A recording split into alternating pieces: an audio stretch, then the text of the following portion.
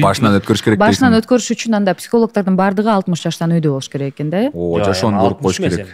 30 жашка чейин чыгып туруп эле үй бүлөдөн көп нерсени көрүп койгондор бар да. Жок, эми ал стереотип эмеспи? Ал кичине мындай. Ооба. Жок, мындай болот, эгер анын деген жеке тажрыйбасы болсо, ошо тажрыйба деген таасир берет да. Эгер психолог ажырашып кетсе, мисал үчүн, миллионер долларовый миллионер болбой туруп, анан мен миллионер болгондор үйрөтөм дегендер бар го, мисал үчүнчү. Но там уже другой вопрос. Эми ошол сыяктуу эле болуп атпайбы? Другой вопрос эмес эле, ошол сыяктуу эле болуп атпайбы? Эң негизгиси үйрөтүү эмес да. Урмат, баштайбызбы? Баштайт экенбиз курсу. Ошо башташ керек эле. Сиз дагы да чай ичип, суу ичип отурасыз. Коноктор менен таанышып өтүңүз анда. Урматтуу достор, барыңыздарды көрүп атканыбызга абдан кубанычтабыз. Биздин эфирди калтырбай көрүп, бизге лайк басып, каналыбызга катталганды унутпаңыздар. Бүгүн дагы бизди, сизди абдан кызыктуу маек күтүп турат деген терең ишеничибиз бар. Бул биринчи жолу тартып атасыңар же буга чейин тартуулар болду эле? Буга чейин тартуулар болгон. Канча жолу? Бир жолу. Бир жолу тартуу болгон. Бул экинчи чыгарылыш десек болот. Вант студиясында отурабыз, терең ыраазычылык билдиребиз ушундай коопсуздук үчүн. Кош келипсиздер. Коноктор менен тааныштырып кетсеңиз болот. Актер, режиссер Актан Рыскелдиев, психолог дагы бир нерсе олог деген келип атат да. Негизи ологтордун баары аябай жакшы. Бойдок болсо андан да жакшы. Жакшылык Жыргалбеков. Кош келипсиз. Олог. Жана Айзада Жамгырчиева менен Урмат Борченов. Бул подкаст алып барабыз. Бирок эми алып барабыз деген катуу сөз, бул подкаст, бул интервью эмес, бул кенен сүйлөшмөй. Анан кийин кенен бизге дагы суроолорду бере берсеңиздер болот. Буга чейин кимдер келди эле? Ушундай эле темада болчу. Ооба. Ошон үчүн алгач Бешик бек болсун, куттуктайм. 40 жыл кылуу болушуңуз менен. Рахмат. Ыраазычылык билдиребиз. 40-чы кардыңар. 40-чы кардык. Канчалык ушул катышып атасың, жардам берип атасың, жалаяк алмаштырып атасың, балким бала түндө ойгонсо уктатып атасың? Колдон келишинче. Мен өзүм аябай жалкоомун да. Аябай жалкоомун, керек болсо мен ушинтип элечи дешим мүмкүн да. Бирок колдон келишинче. Жалкоо болсоңуз 4 баланын атасы болбойт элеңиз да деп эле. Жалкоо болбосоңуз ушунчалык бийиктиктерге жетпейт элеңиз десеңиз туура болот. 4 баланын атасы болуу элдин баары эле ата болуп жүрүшөт. Мынакей ушул сөздөн улам. Ата болуш физикалык жактан оңой эле, бирок жоопкерчилик канча? Мен сиздин видеолоруңуздан да көп көрүп калам. Мен баягы келинчегиңизге сөзсүз жардам бериш керек, бала караш керек, Урмат айткандай жалаяк алмаштырыш керек деген. Бул сиз үчүн мындай оорчулук кылбайбы? Ал бирөөнүн үй бүлөсү эмес да. Ал кошунанын аялы эмес да. Өзүмдүн аялым, өзүмдүн балдарым, өзүмдүн үйүм, өзүм жашап аткан үй болсо, аны эмнеге шыпырбайм мен? Өзүмдүн балдарым ачка отурсам, эмнеге аларга тамак жасап бербейм? Өзүмдүн келинчегим көмөккө, жардамга муктаж болуп атса, эмнеге жардам бербейм? Кошунанын келинчеги кыйналып атыптыр, жардам берип койсо, мен ойлоном да. Эмнеге анын күйөөсү жокпу депчи, мисалы үчүн. Анан экинчи кезекте келинчегиме баягы жардам бергендер, мисалы үчүн кайын журтум Чолпонто да, атам апам шаарда болсо дагы алардын өзлөрүнүн баягы көйгөйлөрү бар деген. Анан күнүгө келип жардам берип отурбайт да. Анан ошол сыяктуу 4 баланын энеси болгондуктан, анан ага мен жардам бербесем ким жардам берет? Ошол учурда болбосо качан деген сыяктуу суроолор пайда болот да. Анан бул мен үчүн эч качан оор болгон эмес, оорчулук да болгон эмес. Болгону мен өзүм жалкоомун, ошо. Жалкоомун, анан кээде ошо жалкоолуктун айынан кээде пикир келишсиздиктер болушу мүмкүн да. Мисалы үчүнчү, сен мага көбүрөөк көңүл урбай атасың деген сыяктуу. Ал ар бир үй бүлөдө бар нерсе. Бирок мен колумдан келишинче убакыттын кандай пайда болду, мен көзүм жетип атабы, азыр жардам бере алам деген сыяктуу, ошонун баары көзүм жетип атса, мен жардам бергенге ар дайым даярмын, жардам берип эле келем. Бирок ошол эле учурда эркек ойлошу мүмкүн, мен күнүгө жардам берип атпаймынбы, мен жакшы эле жардам берип атпаймынбы деп. Бирок ошонун баары дагы жетишсиз болот экен. Бирок менде да ошондой да күнүгө эле убакыт бөлүп атпаймынбы, атыс эле. Кантип убакыт бөлүп атасыз? Мына убакыт бөлүү деген нерсе. Убакыт бөлүп атам дегенде мен кыздарымды карап атам, ойноп атам. Жок, убакыт бөлүп атам дегенде мындай да. Биз эртеден кечке үйдө эмеспиз да. Тойдон кийин, ар кандай ушундай тартуу иштеринен кийин, ар кандай баягы көчөдөгү жумуштардын баарын кылып келгенден кийин үйгө келгенде ашып кетсе бир 3 саат убактың бар, уктаганга чейинчи. Анан ошол убакыттын негизи эс алганга келесиң да үйгөчү. ошол убакытты дагы ошо 3 сааттын 1 саатын арнап атпаймынбы, ошол балдар уктаганга чейин, мен уктаганга чейин кичине болсо дагы арнап, аларга берүүчүлөргө берип, тарапасын берип, алар менен бир сыйра ойноп, алардын баягы сабак багына көңүл буруп, анан ошол дагы жетишсиз болот да. Бирок сенин убактың ошол эле. 3 саат жетишсиз, албетте, аял киши аябай көп мамиле мындай сага көңүл бурса экен, сени мынтип турса экен деп. Мына көрдүңүзбү? Мына жолдошуңуз мисалы үчүн эртеден кечке жумушта жүргөнүчү, чарчап келгеничи. Аны эч ким жумушка бар деген жок деп калып жатабыз. Мен ушундай эркектер жакпайт да, магачы мисалы, мен сага акча алып келип берип атпайм, мен жумушта иштеп атпайм деген. Мен аны айткан жокмун. Менден башкача айзада. Мен аны айткан жокмун. Ал албетте ошол аялын, балдарын багууга милдеттүү. Бүт баарын алып келип камсыз кылууга милдеттүү. Анан ошентип камсыз кылып келип аткан аял зат эле түшүнүш керек. Болбой окшо биз үчүн иштеп жүрөт. Биз анан үйгө келип туруп эле кичине эс алайын десең эле көңүл бурут дегендей мындай ал эле. Бул мен мисалы үчүн дем алыш күндөрү же болбосо 1 күн же 2 күн бош болуп калганда толук түрдө өзүмдү ардап турам үй бүлөмө. Ар кайсы бир жака чыгарып, эс алдырып, кафе, ресторан, оюн-зоок, кыскасы ошонун баарын ардап турам да. Анан жанагы маселе башка маселе. Мисалы үчүн мен келдим, мени баккыла, мен жаңы эле келдим, эч качан андай болгон эмес. Мен кыйраттым. Андай таптакыр болгон эмес, ал эч качан милдет кылган эмесмин. Жакшылык айтсаң, эми эгерде мисалы үчүн ошол көңүл буруу боюнча баардыгына жеткидей, эч ким таарынбагыдай кылыш үчүн эркек киши, жаш эркек ата эмне кылышы керек? Кантип баарына жетишсе болот? Кантип мындай үйдөгү күндүз дагы иштеп, кечинде да иштеп, баардык жакка кантип жетишсе болот? Эме деп койчу эле го, овцы целые, волки сыты дегендей. Негизи мындай карап көрсөк, сфераларга бөлөбүз да жашообуздучу. Анан эгер жашообуз деген жөн эле жумуш гана болсо, анда бул сферада аябай көп убакытты талап кылат. Ал жерде көп эме ийгиликтерге жетип эметиши мүмкүнбүз, бирок анда үй бүлөлүк мамилелер да калып калат да. Ошон үчүн бул жакта эң негизгиси баланс болуш керек деп. Биринчи, бул убактыңарды туура ошол кенен үй бүлөдөгү, андан сырткары жумушка дагы арнаганга аракет кылыш керек. Кантип балансты кармаш керек эми? Мисалы, ошону үйрөнсөк болобу, балансты кармап мындай. Мен айтып коеюн ушул жерден, кантип балансты кармаш керек. Сиз кантип кармайсыз мисалы? Мен айтып коем, болжол менен мисалы үчүн 6-чы же дем алыш күндөрү же болбосо мына 3-чү күндү бошмун. Бир нерсе пландай берсек болот деп коем. Анан үй бүлөмдөгү балдарым дагы, келинчегим дагы пландап ошого даярданышып, ошого чейин баягы буга тийишпеш керек экен азырынча. Ошол күнү жерге эс алабыз деп. Анан тийишип калса сизге эмне болот? Кандай тийишип калсам эмне болот? Ошол жумуш учурунда мисалы, актан баланын температурасы көтөрүлүп кетти же мен убактым болбой атат. Анда учурда өзүңдүн балаңда сөзсүз түрдө жумуштан өзүң сууруп келишиң керек да. Апей. Сууруп келген учурлар болот. Толтура. Мына балаң бүгүн температура, Кудай сактасын, же болбосо балаңдын футболуна мен жетишпей атам, сени алып барып келе кал десе, мен албетте өзүмдү сууруп барып, жана футболго же болбосо дагы бирөөнү суранып ийиппи, бул маселени чечиш оңой эле нерсе негизи. Болгону мына сиздин ушул курт сурооңорчу, эмнеге келип чыгып атат? Сиз анткени сизде тажрыйба жок да. Ооба, менде тажрыйба жок, мен жанымда жүргөн тажрыйбалуу дос кыздарымдын баардыгында эле жолдоштору эмнегедир баласын алып барып коюш, же болбосо көмөктөшүп коюу, үй жумушун кылып коюу, уят көрүшөт. Уят көрүшөт андай. Ал башка маселе. Ал таптакыр башка маселе. Анткени демек ошол кыздарды чакырыш керек бул жаккачы. Же болбосо кыздар, аял заты алардын өзүнүн көйгөйлөрү, өзүлөрүнүн жанагындай шылтоолору көп болушу мүмкүн.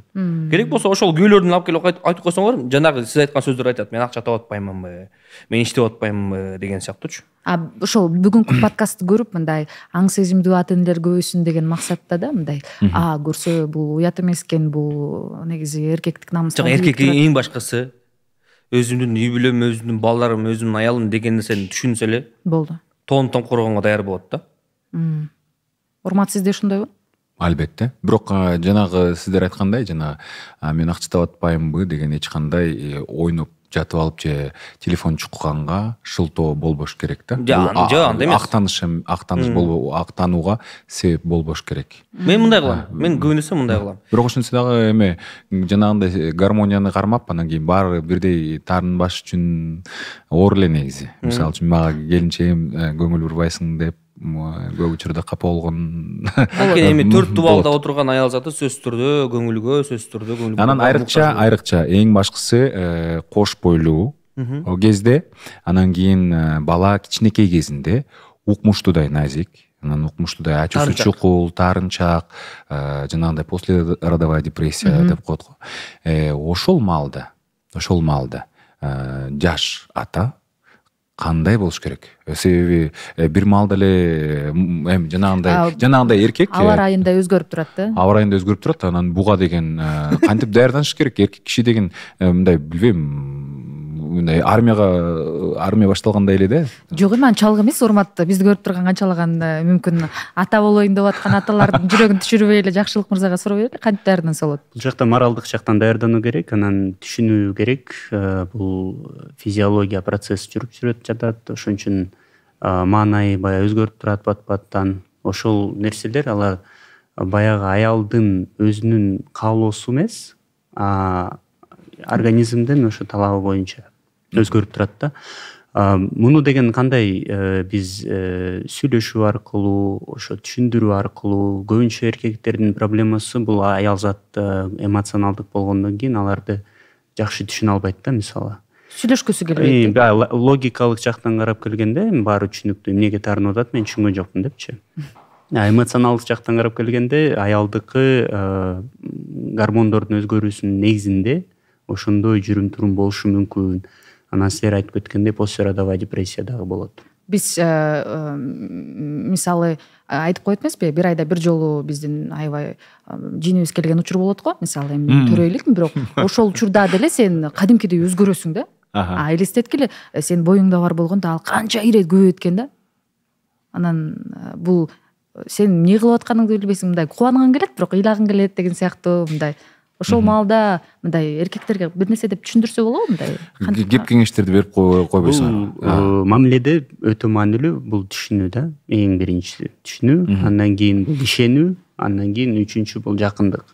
Эгер ал компоненттер мамиледе жок болсо, ага чейин анда деген бул зафиксируйм, кандай дагы бир жолу.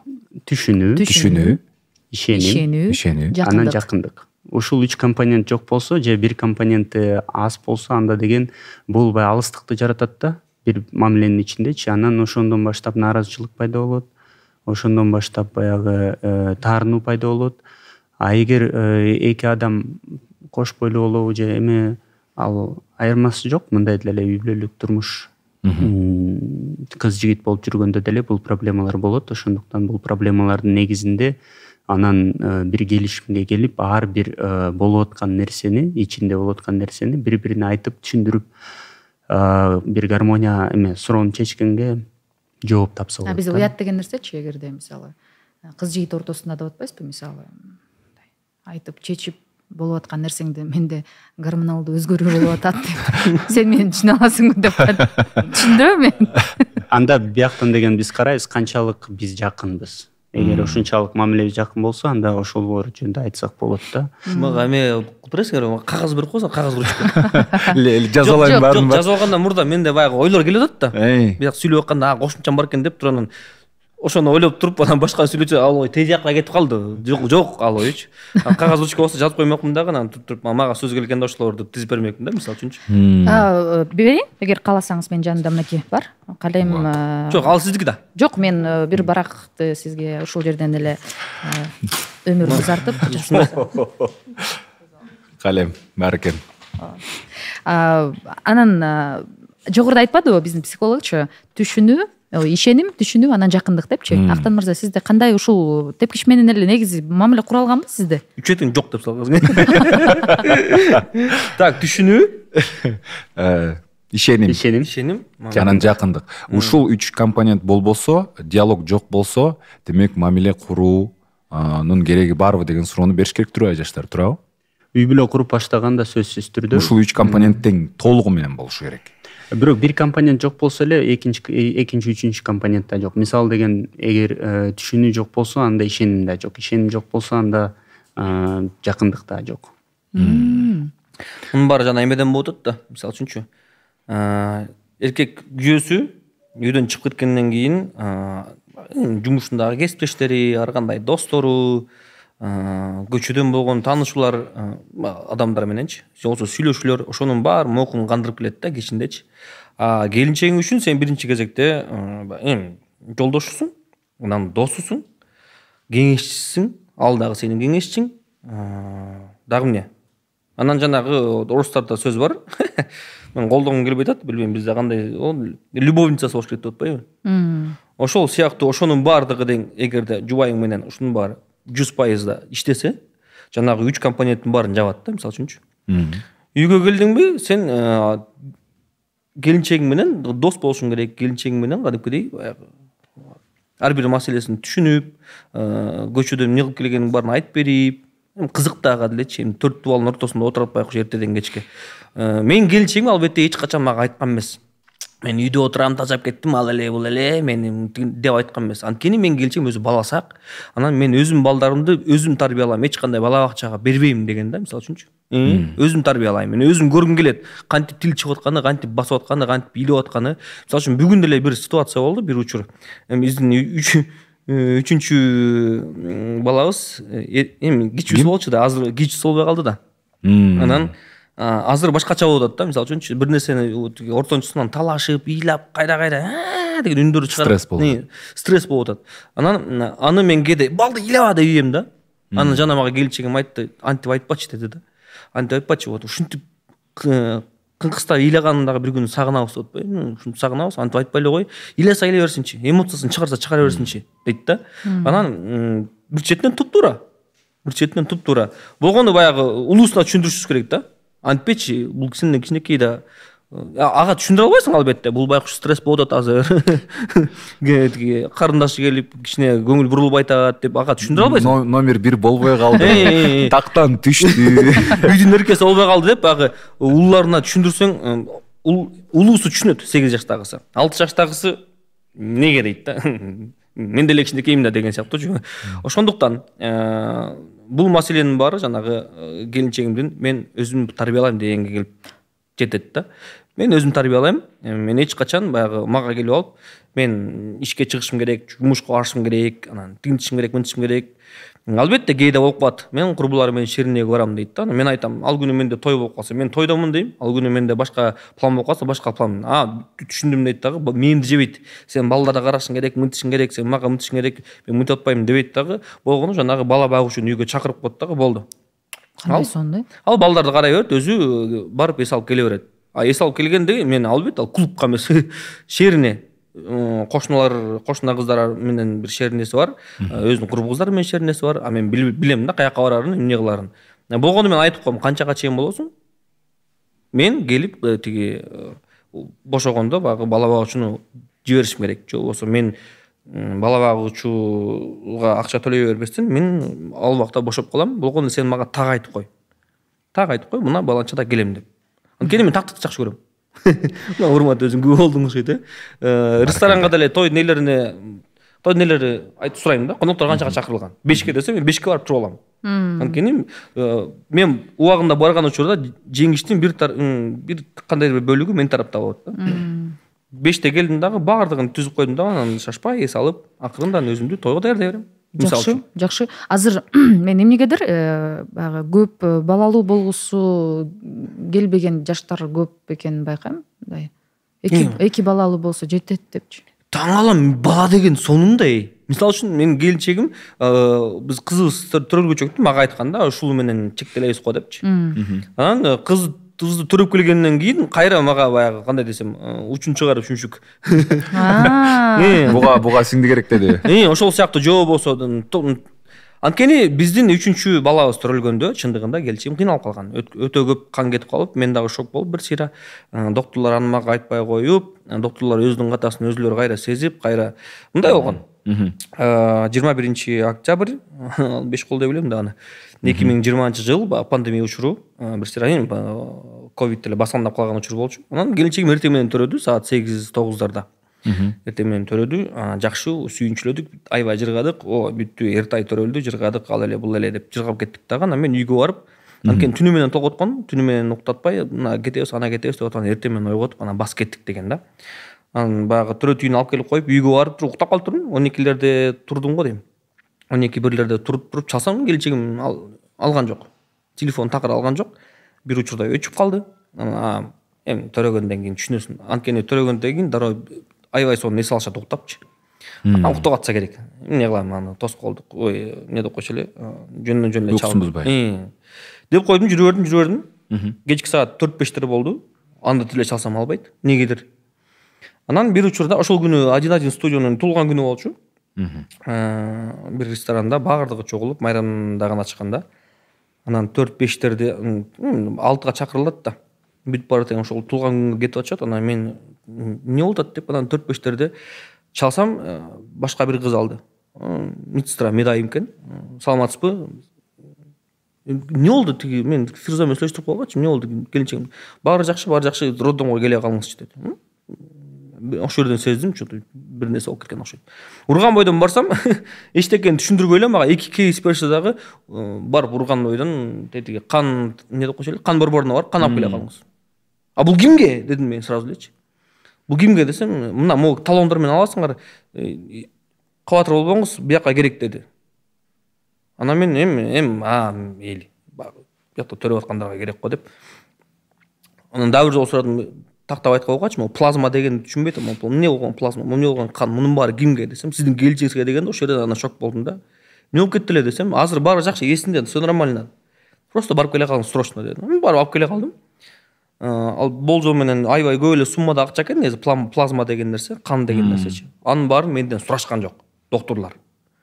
Таң калдым, эмнеге бекер алып келип атам депчи.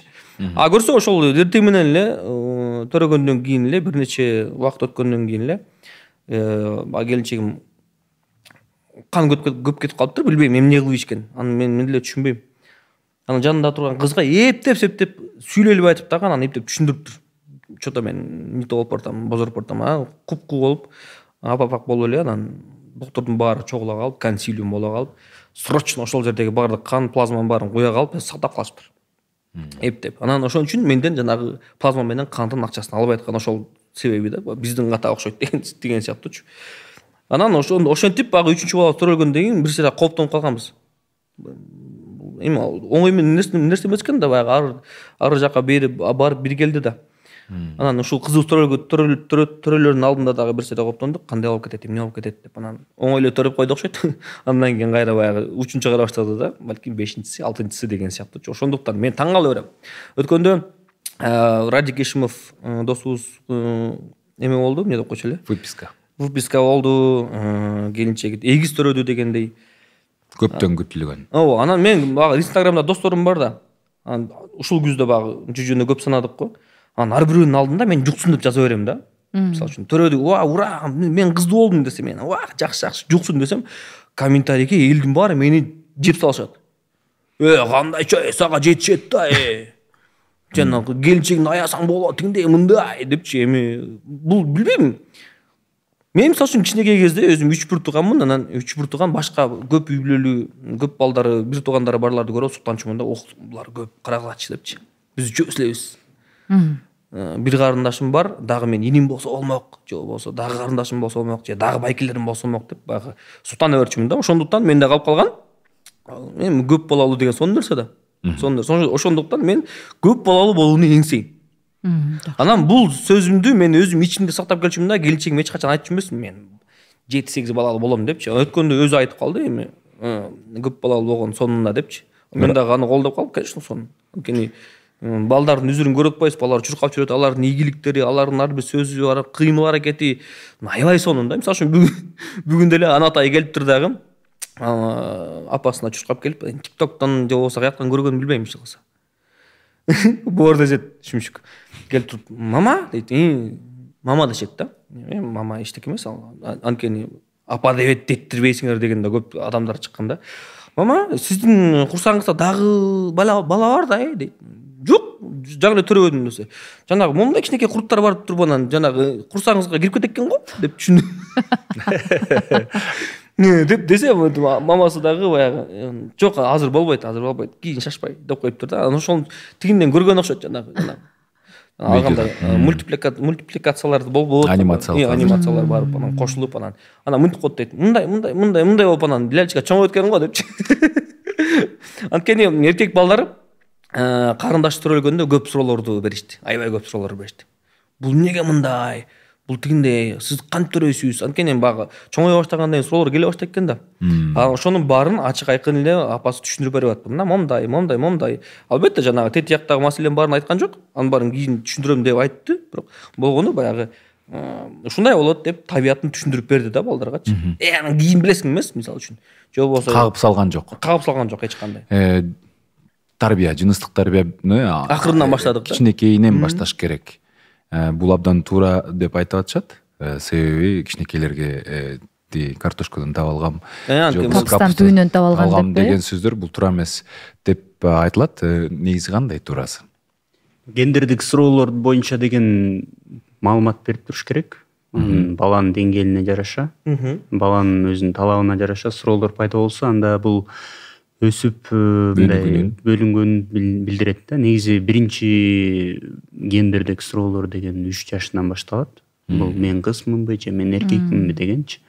Андан кийин экинчи бул өспүрүм учурунда. Анткени аякта деген уже жыныстык боюнча окутуу киргизилиш керек, түшүндүрүп бериш керек. Аны же болбосо ата эне түшүндүрүп берет, же болбосо мектеп түшүндүрүп берет, же болбосо өзүнүн достору түшүндүрүп берет да. Бул кандай биринчи түшүнүк пайда болот, ошол да өтө маанилүү. Эгер туура эмес түшүнүк пайда болсо, анда бул келечегиндеги тажрыйбасына дагы таасир берип калышы мүмкүн. Ата энелер дагы бул нерсени мындай ачык айкын эле айтып бериш керек да туурабы? Мындай ошол боюнча мындай сиздер болбойт, уят деген болбош керек да. Ата эненин проблемасы эмнеде? Ата эне өзү уялат, ошон үчүн уялган үчүн айтып бергиси келбейт да. Чындыгында карап келгенде мындай ал уятсы эле нерсе, бул нормалдуу табигый, естественно. Албетте. Аны уят деп биз баягы айтпай эметпей койсок, аны баары бир бала билип алат, бирок кандай билет аны деген уже ким билет, кандай билгенин, кандай жолдору менен биле алганын. Мисалы, кандай бала тарбиялаган өзүнчө, кыз тарбиялоо өзүнчө, мисалы, айырмасы болот. Актан мырза кыз тарбиялап көрө элекпиз азырынча. Кичинекей эле да азыр. 1 ай болду ашып кетсе. Азыр ымыркай эле, ыйлаган деле билет.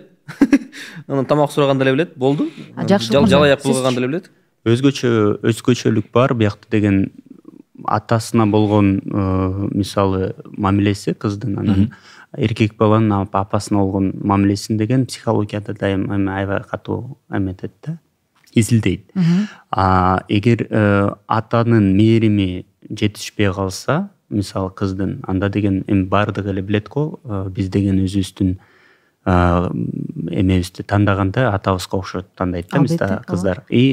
Сөзсүз түрдө эркек бала дагы кыз тандаганда ошол мүнөздөмө апасына окшош, же болбосо ошол жалпы моделди карайт, үй бүлөнүн ичинде кандай мамиле болсо, ошондой мамилени дагы өзүнүн үй бүлөсүнө дагы киргизет.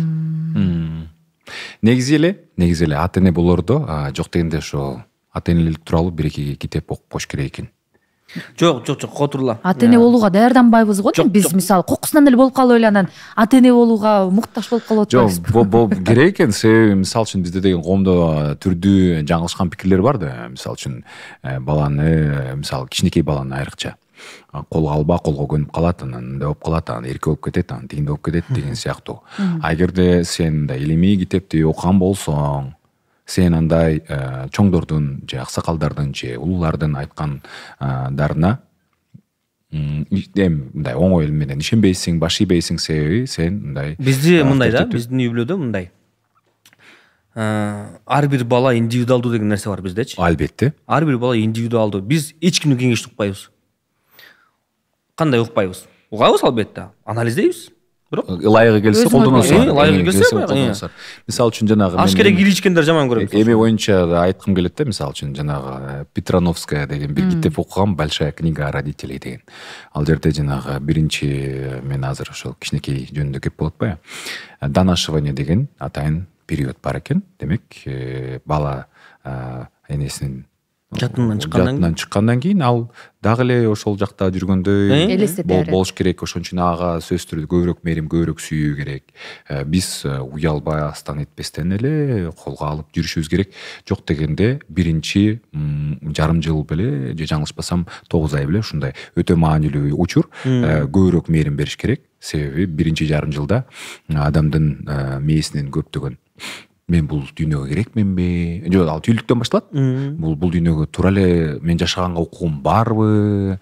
Мен бул дүйнөгө туура эле келатамбы? Мени ата-энем сүйөбү деген нерсенин баардыгын биз сездиришибиз керек. Анан көбүрөөк беришибиз керек экен да. Анан кийин албетте жанагынтип койнуна алып жатып, жанагынтип ыйласа көтөрүп, анан кийин ыйлак болуп калат, анан эрке болуп калат. Колго көнүп калат.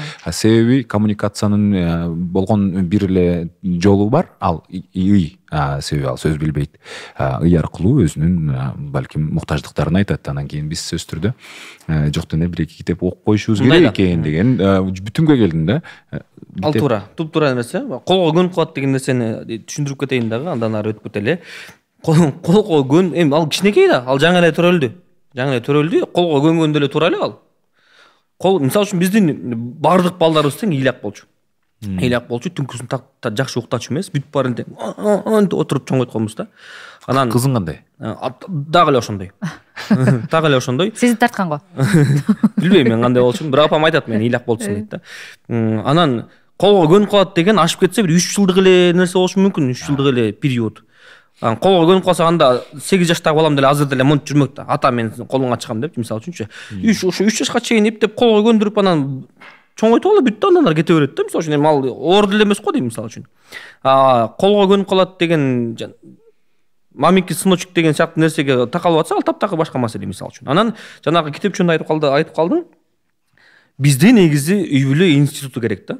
Билбейм, курстарды ачабызбы, билбейм, бир мектеп ачабызбы.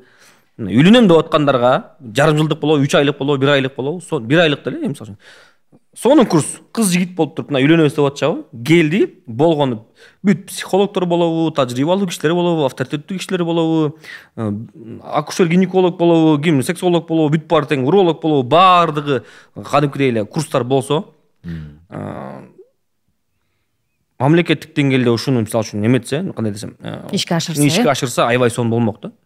Жанагы айтып коесузбу, даяр болбой эле үйлөнүп алып эле, анан көп үй бүлөлөр эмнеге ажырашып атышат? Сүйүп жүргөндө идеалдуу да барычы. Жаман нерсенин баарын көрбөйт, анткени экөө тең көчөдө эле жолугушат. Эң жакшы кийимин келет. Кийим кийип келет, атыр сыйынып келет, макияж, сонун, все классно, все нормально. Баланын ал учурда акчасы көп, толтура, анткени ал любой жактан табат, ломбард, самбардка алып барат. Эми мотивация. Анан үйлөнгөндөн кийин анын баардыгы жок, баягы жомок жок, анан ошондо башталат да. Мен мындай деп ойлогон эмесмин депчи. Ошон үчүн ошонун баардыгын жанагындай институт болобу, курстар болобу, алдын ала даярдап. Жакшылык мырза, мына үйлөнгөндөр аябай жакшы кеп кылып сүйлөп атышат. Сиз үйлөнбөгөн, мен күйөөгө тийбеген адам катары биз эмне кылабыз ошондо? Жок, аны дегенчи, биринчи кезекте үйлөнүп аткан жаштар көбүнчөсү аны ойлонбошу мүмкүн да. Мен ошол жака барышым керек, китеп окушум керекпи депчи. Ошону ата-энеси айтыш керек да. Болочок кайнана, кайната болуп аткан кишилер айтыш керек. Балам, кызым, силер үйлөнгө атасыңар. Турмуш деген оңой эмес. Бул деген мисалы үчүн ата болуу, эне болуу деген 24-кө 7 жумушка орношуп атам деген сөз да. Ал жерде эч кандай дем алыш күн жок. Ал жерде эч кандай отпуск деген жок. Ошонун баарын түшүндүргөн бир нерсе керек. Эң башкысы ал жерде айлык да жок. Сөзсүз түрдө сен дайым инвестиция салышың керек. Беришиң керек. Ал инвестициялар улам өсөт. Күнүгө өсөт. Мен мисалы үчүн үйлөнгөнгө чейин ойлогон эмесмин да. Кичинекей бала мынчалык энергия, мээрим, акча, каражат дагы көп убакыт талап кылат деп ойлогон эмесмин да. Эми биз мисалы үчүн жөнөкөй биз оор доордо төрөлүп калдык да. Биз ачка ток өстүк, талаада иштедик мисалы. Ар кандай болдук да мисалы. Сен деле балаларыңда сонун нерселерди айтып бере аласың, сен да балаларыңда көп нерселерди айтып бере аласың. Айтып берсеңер дагы болот. Балким биздин көрөрмандарга кызык болгон чыгар. Бирок азыркы учурда ата-эне болуу бул кымбат. Өтө кымбат. Ооба, бирок мынакей ата эне боло электер ошондо кандай кылабыз Жакшылык мырза, институт боюнча оюңуз кандай, ачса болобу же биздикилер дагы деле бул уят, апей сен эч нерсе билбейт экен деп институтка барат экен деп айтат деген сыяктуу. Өзү үйлөнүп элек жатып эмне бизге акыл үйрөтүп атат дебейби?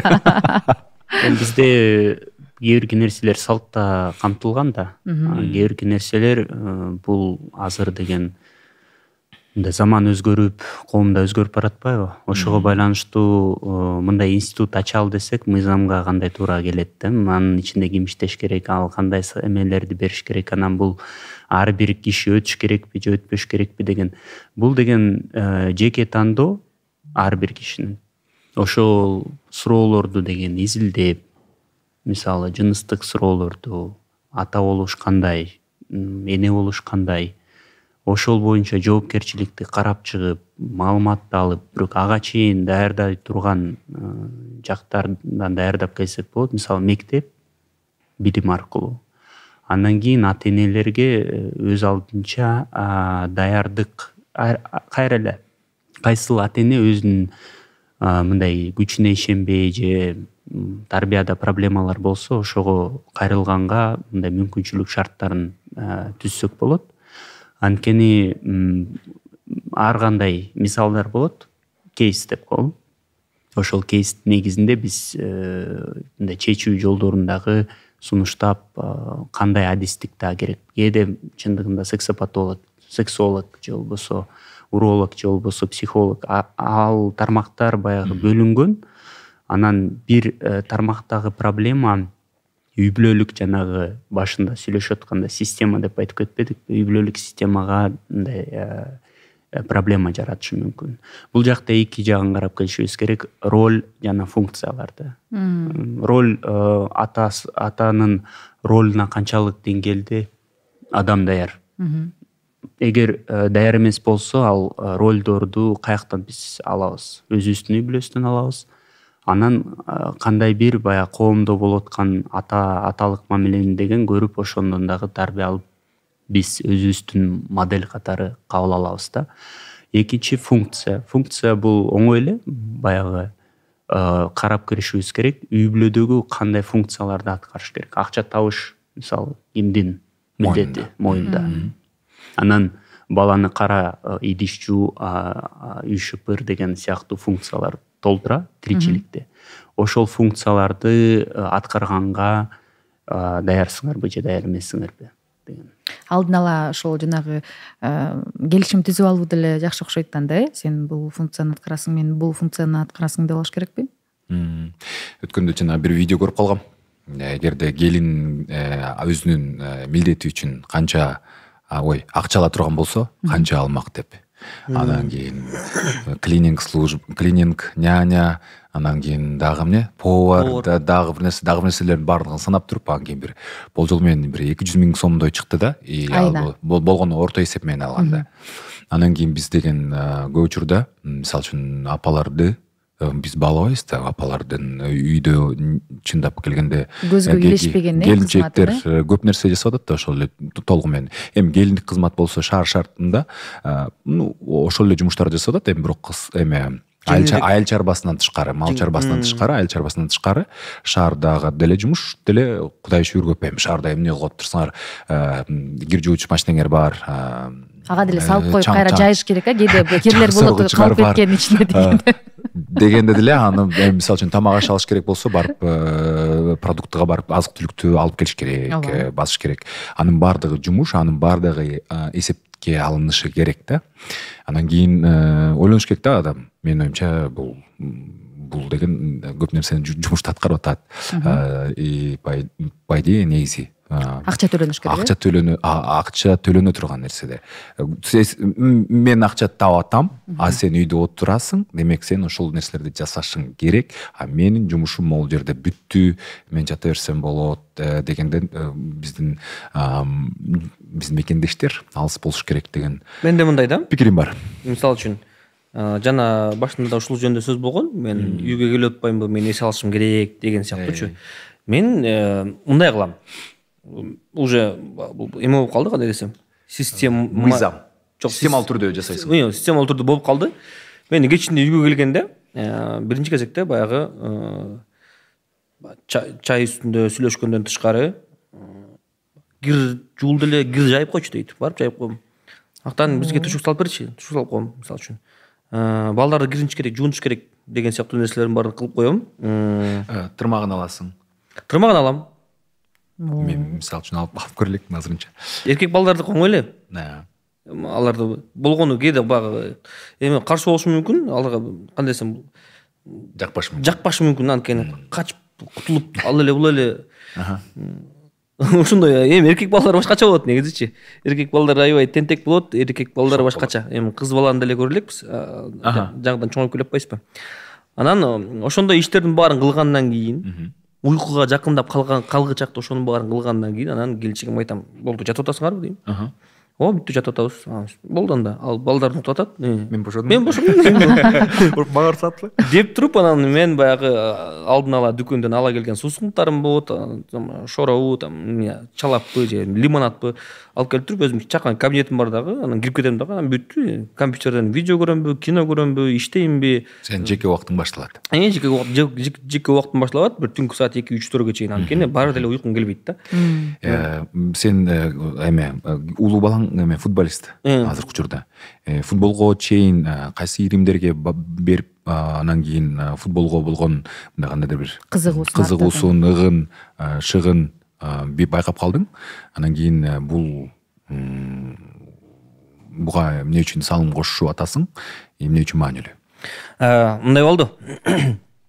Байкаган деле эмесмин биринчиден. Мен өзүм футболду аябай жакшы көргөндүктөн мен деле ойлочумун. Балдарым футболчу болсо депчи. Анан кийин деле ойлондум. Мен эмне келе соғып атам депчи. Мисалы үчүн көп эле ата-энелер бар да.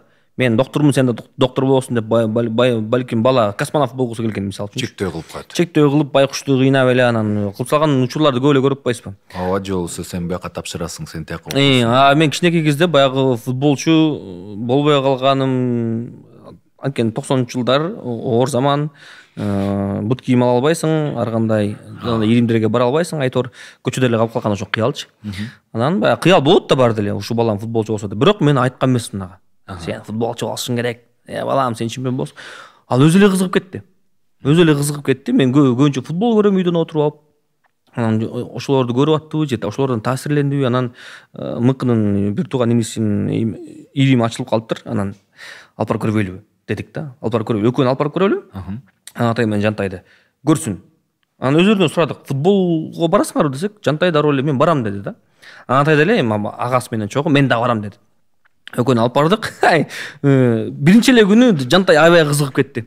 Аябай кызыгып, футбол дегенде мен ошондо түшүндүм. Монда кызыгуу бар экен. Анан атай кандай болду? Топту тээп баратып, топто отура калып кумурска менен ойноп кетет да. Топ чукка барып туруп, топту ар жака тебет дагы, бул жака барып туруп бөтөлкө менен ойноп кетет да, мисалы үчүнчү. Же болбосо отуруп алып, там ойлонуп, анан ата мен чарчадым деген чакта мен түшүндүм, могу балага кереги жок экен деп. Анан атай дароо ошол эле күнү футболдон алып кетти. Жантай тескерисинче ошол күндөн тарта үйгө келип, канча болду? Канча? Алек болуп атканда. 2 жыл болуп калды го дейм. 2 жыл болуп калды. Ошол күндөн тарта эле келе калып эле үйдөн ютубтан болобу, телефондон болобу, бир гана футбол. Анан азыркы Месси, Роналдуларды көрбөйт ал. Холланд азыркы жылдыздарды таптакыр көрбөйт. Пелени көрөт, Марадонаны көрөт, Йохан Кройфту көрөт, мисалы үчүнчү.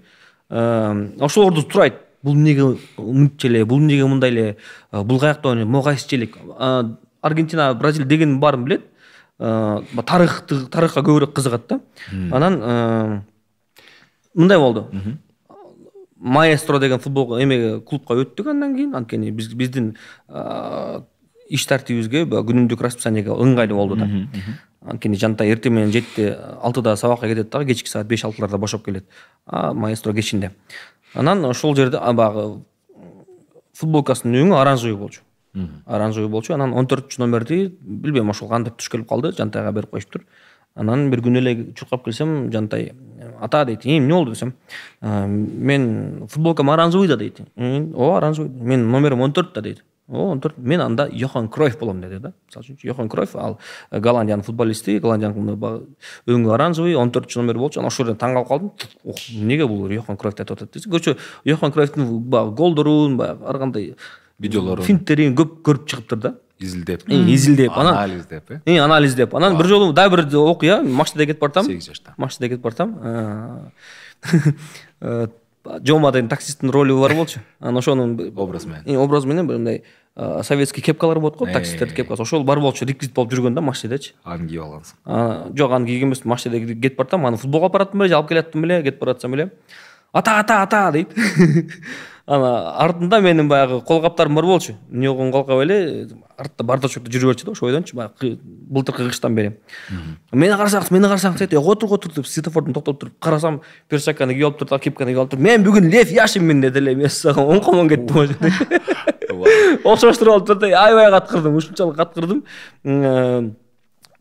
бул деген нерсе ошол нерсе кызыгып атат да кызыгып атса демек бардык нерсесин колдоп атам демек балдар менен эсептешесиздер балдардын ою менен бирге болосуздар жана эң маанилүүсү бир тармактагы жеңиш башка тармактардагы жеңиштерге себепчи болот бир жеңиш сөзсүз түрдө жайылат анан мисалы үчүн ал өз эмеге да кошулат тарыхка да кызыгып атат өлкөлөргө да кызыгып атат адамдын кругозору кеңейип атат бирок эң башкысы бул баланын каалоосун тандоосун сыйлоо ага инсан катары урмат сый менен тандоосуна ошон экен мен чындыгында эле мындай билбейм Актан мырзанын чыгармачылыктан тышкарыдагы балдарына жетишип ар бир ийримге алып баргандыгы кантип убакыт таап анан өзүнө дагы кечинде келип бир убакыт бош убакыт турат экенсиз анан келинчегиңизде ошондой убакыт болобу мындай жаным сен мындай өзүң үчүн бир убакыт кылып алчы деген сиз го албетте айтам мен ошон үчүн кандай убакыт болбосун болгону мага айтып тур дейм да мен ошол күндү ошол убакытларды болжол менен пландап алайын ошол күнү балким тартуу иштер болуп калса же мен сөзсүз түрдө той болгон күн таптакыр тийишпейт мага анткени мен той болгон күнү бир күн кечке эч нерсе кылбайм ошол күнү мен уктап уйкум каныш керек той болгон күнү бир съемка болуп калабы же түштө бир жолугушуу болуп калса мен дароо жок кечирип коелайм мен бүгүн бош эмесмин дейм да анткени той деген бул жоопкерчилик балким сен үчүн катардагы той бирок той ээлери үчүн бул деген көптөн күткөн 10 жыл күткөн той болушу мүмкүн ошондуктан той күнү мен деген баягы өзүмдүн абалым баягы нервдик системам бүт баары өз ордунда болуш керек уйкум каныш керек оюңузду жоготпой туруңуз мен болсо деги жакшылыкка суроо бергим келип турат эми кичинекей балага чоң инсан катары качан мамиле жасап башташ керек же дароо эле төрөлгөндөн баштап усусу атата путуту бул чүчү ня деш керекпи же дебеш керекпи кайсы убакта биз чоң киши катары мамиле жасап башташыбыз керек буга чейин силер сөз кылбадыңарбы баягы 1 жашка чейин өтө маанилүү мээрим анан сүйүү арноо бул аябай чындык баягы китепте окуган психологияда да колдонобуз бул нерсени сырткы дүйнөнү мен сырткы дүйнөдөн коркпош үчүн сырткы дүйнөгө ишениш үчүн 1 жылга чейин ошол тактилдик эме менен сүйлөшөбүз да бала менен ошон үчүн 1 жылга чейин өтө маанилүү бул байланыш түзүү бала жанагындай эркелетүү бирок бул баягы телесный контакт аркылуу 1 жылдан кийин 3 жылга чейин негизи жанагы өспүрүм кризис деп болуп жүрөсүңөр болуш керек же орто жаш кризис психологияда 3 жаштагы кризис бар да психологияда ар бир жашта бирден кризистен өтөт да бала анткени баланын өнүгүүсү 18 жашка чейин өтө бат болот да 12 жашка чейин өтө бат болот анан кайсы убакытта теңме тең сүйлөшө алабыз бала менен көп психологдор 12 жаш деп айтышат эмнеге анткени ошондо инсандык баардык сапаттарга ээ болот адам логикалык жактан анын аң сезими жактан анын ой жүгүртүүсү жактан баардык баягы психикасы калыптанып 12 жашка келгенде физикалык жактан да калыптанып баштайт анткени экинчи баягы жыныстык эмелер пайда болот да эркектердин анан өзгөрүүлөр пайда болот трансформация ошол маалда эң негизги мисалы өспүрүм учурундагы кризистин эң негизги баягы талабы баланын мени деген бирдей кабыл алышыңар керек. Мен силер менен теңмин дегенди жеткизгиси келет. Балам да менин, бул менин мындайым да, жүжүм деп 12 жаштагы баланы эркелетүү болбой калат го. Эркелетүү болот, эми бул баягы силердин үй бүлөнүн өзүнүн дагы эмеси бар да, шарттары, эрежелери. Ал нерседен биз баш тартпашыбыз керек, бирок ошол эле маалда биз жанагы чоң киши катары аны эсептеп калышыбыз керек да. Анан 3 жашта деген өтө маанилүү, бул баланын бир шарттарды түзүп берүү да, анын өнүгүүсүнө, анын сырткы дүйнө менен болгон контактына.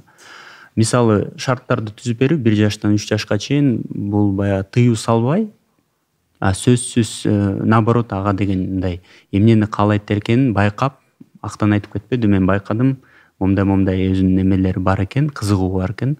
Ошол кызыгуусун өнүктүргөнгө жардам беришибиз керек да.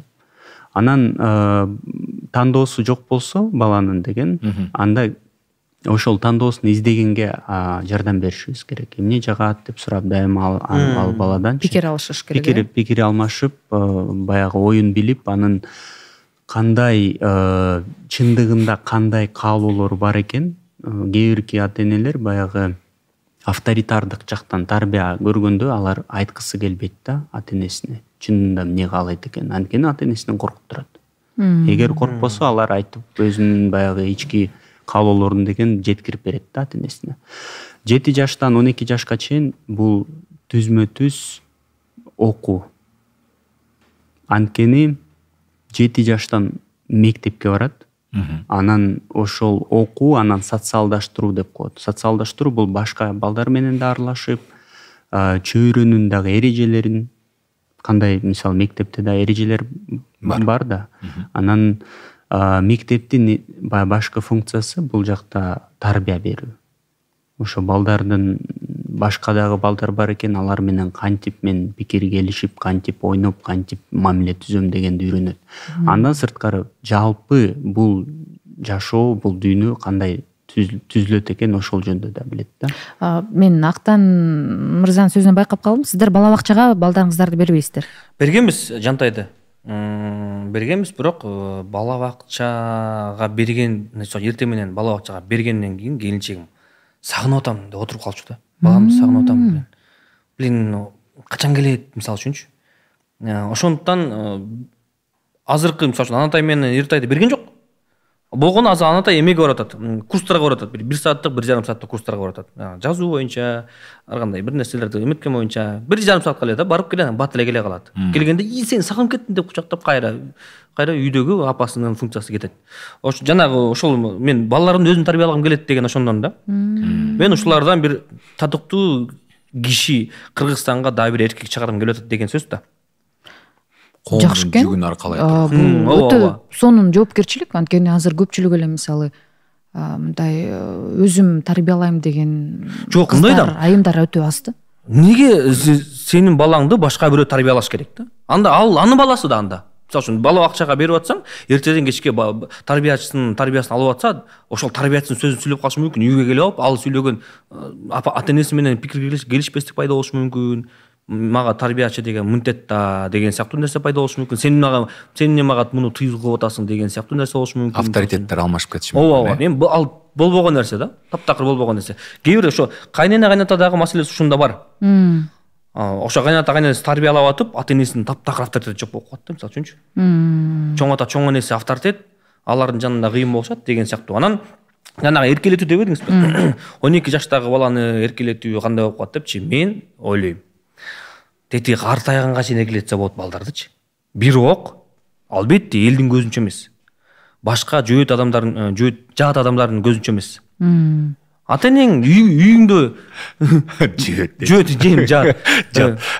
Өзүңдүн үйүңдө, үй бүлөңдө отурганда, мен балам кыйын, өтөтө деп. Анткени бала картайганга чейин ата-энеси үчүн бала бойдон калат.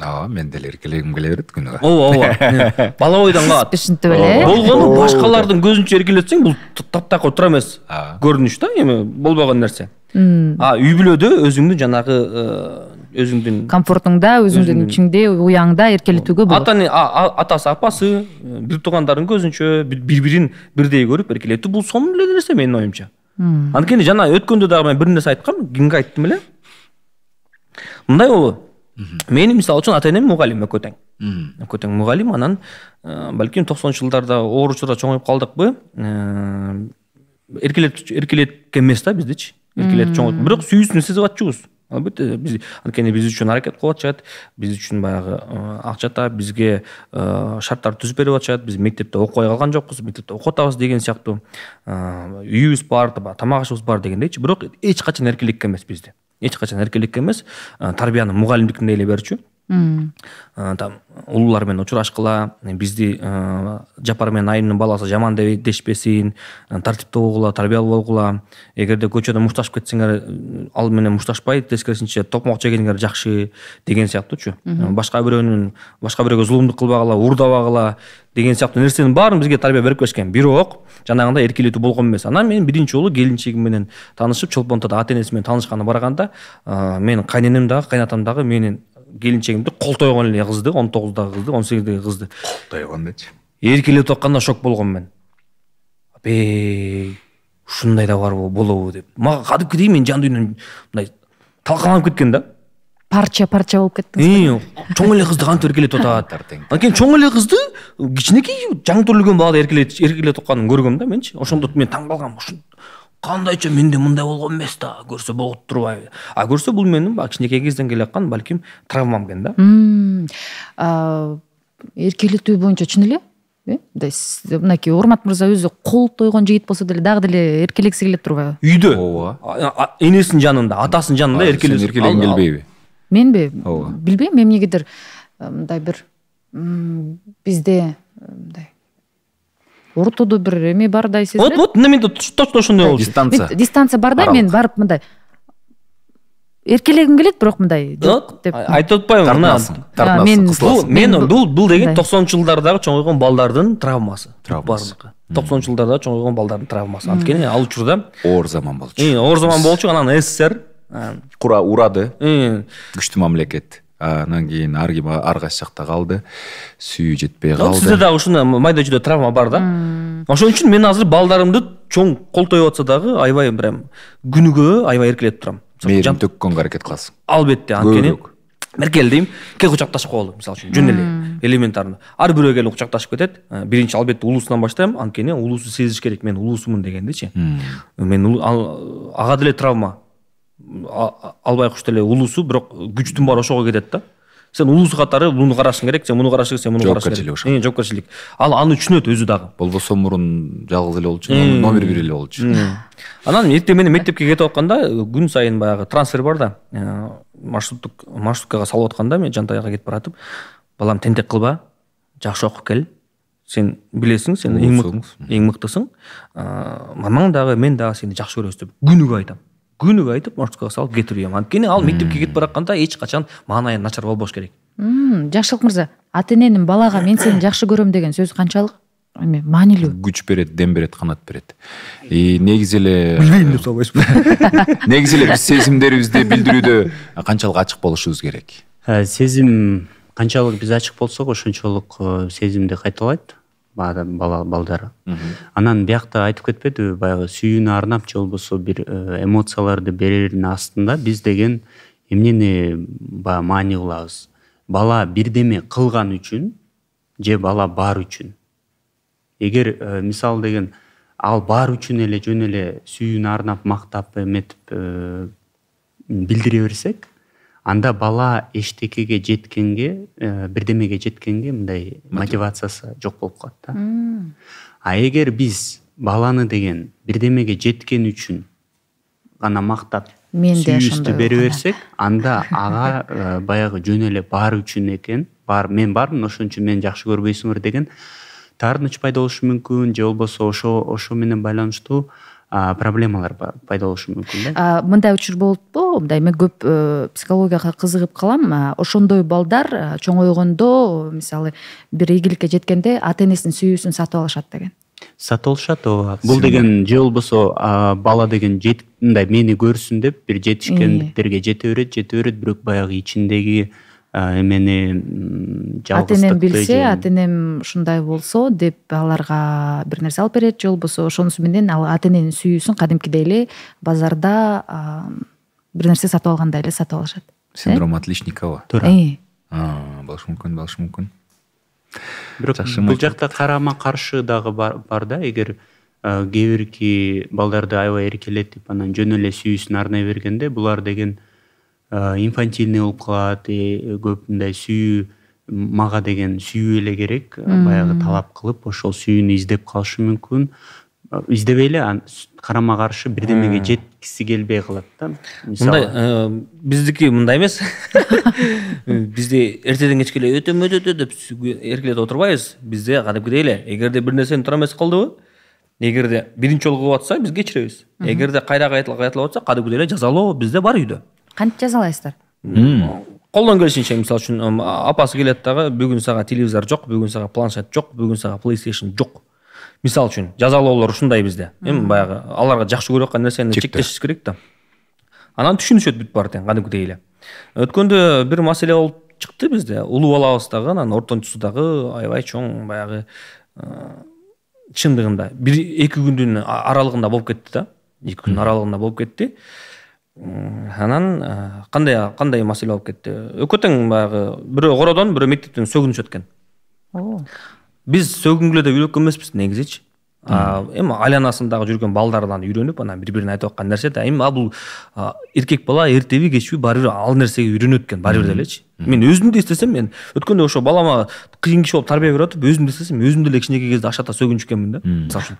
Келинчегим деле сөгүнчүккен ошондо делечи. Келинчегиңиз дагы?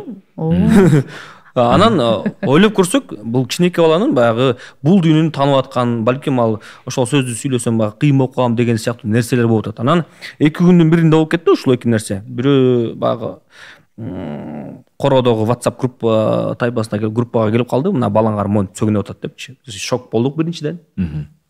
Таң калдык кадимкидей, эмнеге менин балам ушундай эле деп. Ооба, ушундай экен. Экинчи күнү улуу балам мектептен бирөөгө буллинг кылат экен. Айтып калды мага, ачык сөз. Мектепте 10 бала бар, анын 5-өө кыйын, окуу жагынан да кыйын, физикалык жактан да кыйын, бардык жактан кыйын, а 5-өө кичине баягы мындай түнтүрөк балдар. 5-өө альфа. Жай баракат жүргөн балдар. Анан ошо 5-өө могу 5 балага күн көрсөтпөйт деп калды магачы. Ошону учурда анан жантайды байкап калдык, ошентет экен. Апасы келип туруп экөөнү өкүртү сабады, менин көзүмчө. Сабап туруп, анан сабап бүткөндөн кийин экөө ыйлап бир сыйра түшүнгөндөн кийин кайра экөөбүз отуруп алып бир сыйра кайгырдык, эмнеге сабадык депчи. Бирок ал кылыш керек болчу. Мамасы эмне деп сабады? Мен силерге ушинтип үйрөттүм беле депчи. Мен силерге ушинтип айттым беле. Мен силерге качан ушинче эле деп мындай кандай күйүүтүнөн сабады да, мисалы үчүнчү. Ооба, анткени апасы деген 24 саат бою балдарын арнаса, бала бакчага бербесе, атайын өзүнүн бүтүндөй мээримин, жан дүйнөсүн арнап ыйлагысы келип сабады, аябай ыйлагысы келип ушунчалык. Анан ал сабап бүткөндөн кийин экөө бир сыйра ыйлап сыктап, анан кайра бир сыйра кайра достошуп кучакташып үй бүлө болуп калгандан кийин анан экөө уктап жаткандай, анан кайра келип келин эмнеге сабадың десем, анан сен эмнеге мага айтып атасың? Өзүң эле чечип койбойсуңбу ушул маселе? Мага жекирбей эле дейт да. Анткени балдар мен тарбиялап атпаймынбы? Бул менин мойнумда да. Предали. Менин мойнумда да бул нерсе. Деп анан эми бирок эртеси күнү кайра мен ойлогом, бул эки балам азыр бүттү, биз менен душман болуп калды окшойт, бүттү бизге так. Эртеси күнү да кайра мамасы келип бетинен өп, папа мен сизди жакшы көрөм деп жыргап эле жүрүшөт да. Болгону ал өкөтең түшүндү. Анан сурадык да, бүттү, сөгүнөсүң? Жок, сөгүнбөйм, бүттү. Анан балама айттым мен. Эртең бүттү, футболго барбайсың дедим. Футболго барбайсың, көчөгө чыкпайсың, мектепке да барбайсың, болду. Сен башка мектепке которобуз деп атышат. Анткени ошондо да маселе болуп, биринчи бир классташым которуп салышкан. Ошончо тентек болгон үчүнчү. Анан ошо менен коркуттум мен. Манипуляция болду албетте. Сени башка мектепке которобуз деп атышат. Сен бүттү, мектепке барбайсың, кечирип кой, сен көздөн жаш чыгып кетти. Анткени ал окуганды аябай жакшы көрөт да. Ошого карабай баягы алдыңкы окуучулардан да көздөн жаш чыгып кетти. Аябай катуу ойлонду. Мен айттым, футбол маэстро деген футболдук клуб. Маэстрону унут. Бүттү, монун баарын унут, все бүт баарын таптакыр. Дедим, бир күн жүрдү, демалыш күндөрү болуп калган ошондо. Анализ деп жүрдү дагы, анан келип. Анан отуруп алып сүйлөштүм беркел. Эгерде сен анан биринчи баягы коргонуудагы сөзүм эмне болду дебейсиңер, мени да 3 класстар ушинтет деди да Жантайчы.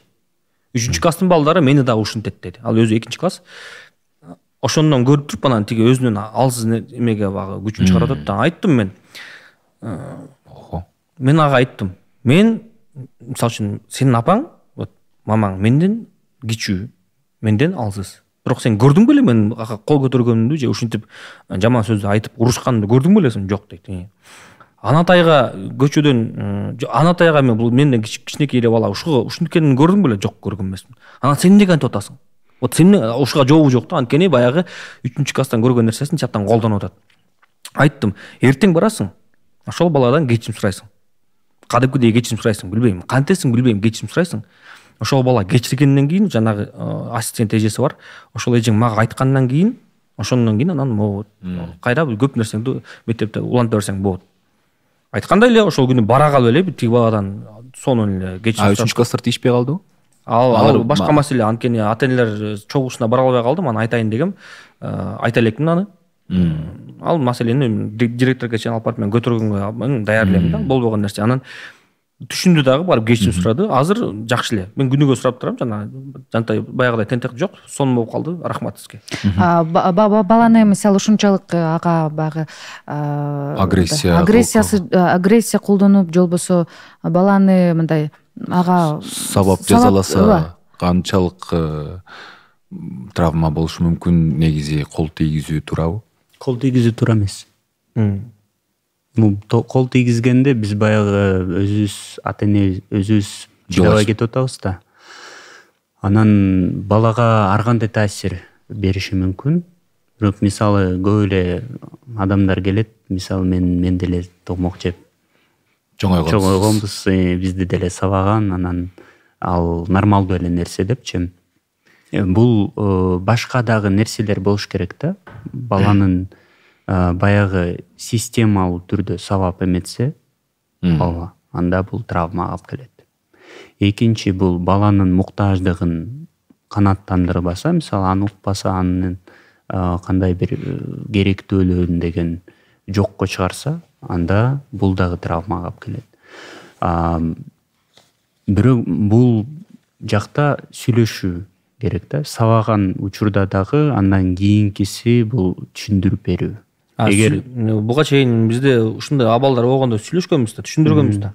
Жок, мен айтам да, эгер мисалы жөн эле сабай берип, бирок түшүндүрбөсө бала түшүнбөйт. Жөн эле келип сабап кеткендей сыяктуу болот. Мында карап келгендечи. Ошондуктан баланы баягы кол тийгизбей, анан биринчи түшүндүрүп бергенге аракет кылыш керек. Анан мен ойлойм, биякта деген балаңар өсүп келаткандан кийин силер айткан нерселер алар иштебейт немеде, мектепте. Мисалы кайсыл? Силер берген тарбия мектепте иштебейт.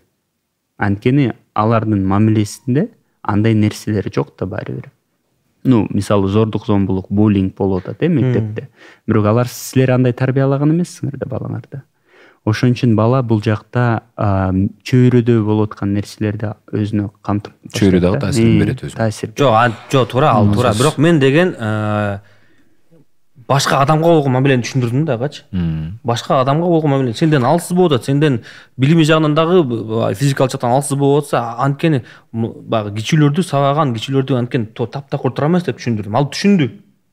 Барып кечирим сурап анан аны кайталабаганда ал демек ал түшүндү. 8 жаштагы бала ал түшүндү да. Бул анда проблема мектептики да. Чынын айтып келсек, мектепте болуп аткан, коомдо болуп аткан нерселерден баары бир биз эмете албайбыз да, жок боло албайбыз. Ошон үчүн бала деген ошол нерселерди өзүнө камтыйт. Мектептеги нерсе мамилени деген мектептин администрациясы, мектептин педагогтору, анан психологтору чогуу чечиш керек. Бирок силер сигнал беришиңер керек да, баары бир. Мондай болуп атат. Эгер силердин балаңардын жүрүм туруму мектептеги балдардын жүрүм турумунан таптакыр айырмаланса, анда деген үй бүлөлүү бир проблемалар бар. Анда силерге карама каршы алар айтыш керек. Силер үй бүлөдө кандай тарбия берип атасыңар, сүйлөшүп атасыңарбы балдарыңар менен? Момдай маселе болуп атат. өзүн момундай алып жүрүп атат деп анда силерге айтыш керек. Ошон үчүн жанагындай баягы ошон үчүн апасы сабады да. Анткени бизде үй бүлөдө андай эч качан болгон эмес. Анан таптакыр эле үй бүлөдө болбогон нерсени көчөдөн үйрөнүп келип анан башкаларга колдонуп атса, биз ошого айттык да, бул сен эмнеге мынтип атасың? Биз сага мындайды үйрөткөн эмеспиз да. Бул туура эмес такыр, андай болбойт. Анткен болбойт, сөнгөн болбойт, анатай таптакыр бул болбойт, жантай болбойт деп түшүндүрдүк биринчи. Түшүндүрүп, анан ошондон кийин анан азыр экөө тең түшүнүп калган сыяктуу жүрүшөт. Аябай сонун болуп калды. Негизи эле баягы балдарды чабып, уруп коюу бул канчалык деңгээлде балдарга таасир этиши мүмкүн? Балдарды деген таптакыр тарбияда деген кол тийгизбеш керек, түшүндүрүп бериш керек. Кол тийгизбеш керек, уктуңбу деп. Бирок биякта деген актан айтып кетпеди, неме депчи, баягы ошондой мисал болду деп. Бир эле жолу болду. Биз деген өлө катуу сабап, канжалатып, скоро чакырып эмес. Акырын эле какыс баягы. Ошол проблемалар баягы системалуу түрдө эгер сабаса, анда деген жана травма пайда болот. Экинчиси бул таптакыр баягы сабаганда деген бизде ар кандай образдар келип атпайбы, кантип сабашы мүмкүн депчи, канжалатты, таркаладыбы, же болбосо жөн эле көтөнгө чаап койдубу депчи, мисалы. Ошол өтө маанилүү да биякта. Эгер ата эне өзүнүн баягы жини келгенин деген карман албай ошондой катуу сабаса, бул анда проблема бар да, недечи. Именно ошо өзүндө проблема. Агрессияны контролдо албайт да.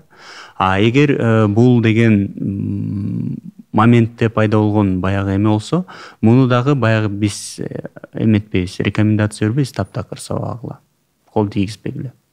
Колдон келсе түшүндүрүп бериш керек. Анан кызга, эркекке болгондагы тарбия дагы айырмаланат. Кээде эркек балдарды чаап койсо болот деп айтышат го. Андай да болбойт. Бизде болбойт. Кызды таптакыр болбойт. Эми кыз сөзсүз түрдө. Кызга болгон мамиле дагы аябай, мисалы бетке чаап же болбосо аны деген баягы катуу урса, бул травмага алып келиши мүмкүн. Бул таарынычка алып келиши мүмкүн, бул мамилени алыстатышы мүмкүн.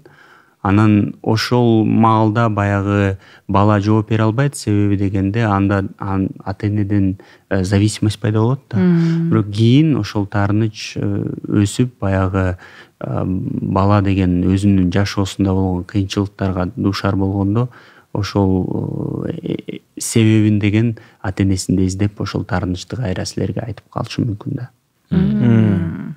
Ошон үчүн ойлоп калбагыла, биздин үйдө күнүгө зорлук зомбулук экен депчи. Бизде үйдө гармония, бизде сүйүү, бизде махабат, бизде сонун. Анан болгону баягы ошондуктан мээрим чачалы, сүйүү берели, балдарга бактылуу балалыкты тартуулайлы, себеби баардыгы балалыктан башталат деген оюбуз бар. Андыктан бизди көрүп аткан көрүүчүлөргө ыраазычылык билдиребиз, лайктан басабыз, комментарий жазабыз жана бул видеону бөлүшүүнү унутпайбыз. Көрүшкөнчө.